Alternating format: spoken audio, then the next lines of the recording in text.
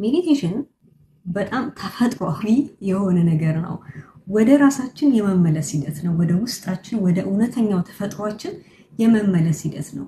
ከውስጣችን ከእውነተኛው ማንነታችን አርቆ የወሰደንን የአእምሮ ጫጫታ ረጋ ጸጥ በማድረግ ከውስጣችን ጋር መታረቅ።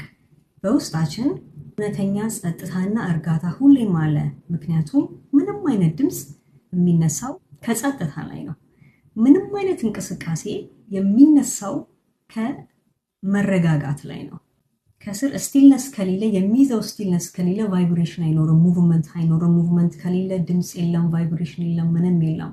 እውነተኛ ውስጣዊ ማንነታችን የተረጋጋ ጸጥተኛ ነው። እዛ ላይ ነው ሌሎቹ ዳንሶች ያሉት እና የአእምሮ አሰራሩ እንዴት እንደሆነ የህይወታችን የመከራችን የስቃያችን ሁሉ ምንጩ አእምሯችን ራሱ እንደሆነ እንዴት አድርገን አእምሯችንን በማረጋጋት ውስጣችን ወዳለው ጸጥታና እርጋታ በመመለስ በመግባት ይህንን ቴክኖሎጂ ተፈጥሮ የሰጠንን ጥበብ በመጠቀም ህይወታችንን በምንፈልገው መልኩ መቅረጽ የመቻል ብቃት የሚሰጥ የህይወት ልምምድ ነው።